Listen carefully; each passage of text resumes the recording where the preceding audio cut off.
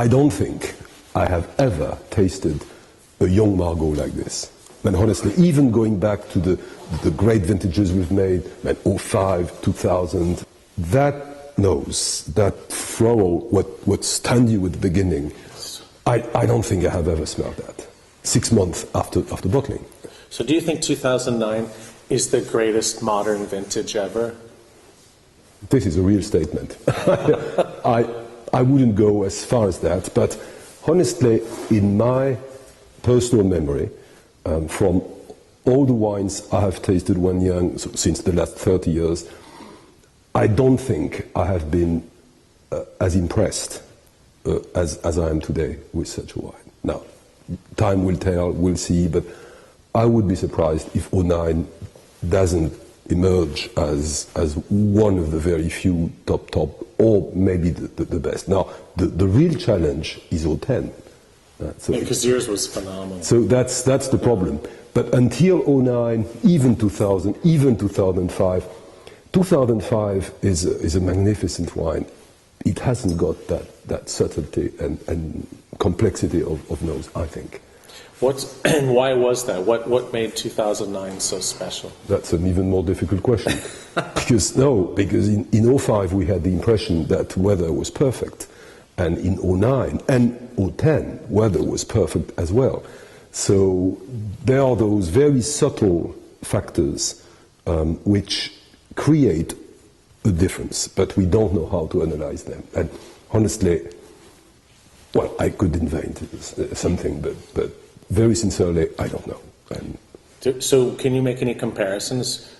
Pierre likes to say 1929. Yeah, yes, probably. And we were just talking about it. The weather we can, and we haven't got the precise records, but we can easily imagine 29 being like that, because 29 when young, as far as I remember what some people told me, was also a very easy wine to drink. And I think a lot of people were impressed by 29, because all of a sudden the wine was almost as drinkable as this. So probably there are very, very close similarities. Yeah. I guess the question everyone's going to have is, and when do you think a wine like this, I mean, should they wait 10 years? Should they wait? I mean, I don't think we should say people should wait. I think they can wait. But drinking this right now is so delicious. So I wouldn't, even at 10 o'clock in the morning. I wouldn't really tell anybody he's wrong to drink it when very young, because I find it delicious. Yeah. Now, I know by experience, like many people, that in 20, 30, 40 years' time, this wine will have acquired some characteristics which culturally we find even better. Now, maybe some people will not in that time. So it also depends on your personal taste. I totally understand people who enjoy drinking wines when very young, because this wine is just delicious to drink. So why tell them, oh, you should lay your cases down and wait until you're dead to drink them. It's hard to say, even if I know that this wine has the potential to develop something out of this world in half a century more. Well, I think it already is. So just on the nose, it's a perfect wine. It's phenomenal. The nose, the minute you smell, you're unbelievable. Like, what? No, if you just want to know what makes, once again, the Cabernet Sauvignon of the best plots of Margaux so great, it's exactly this.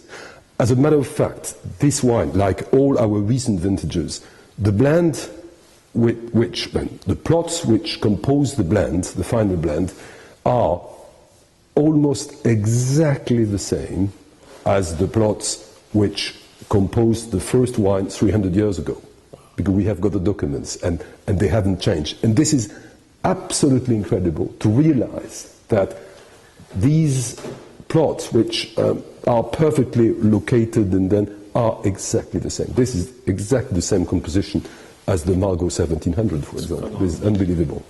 I have to taste it again. Great tasting.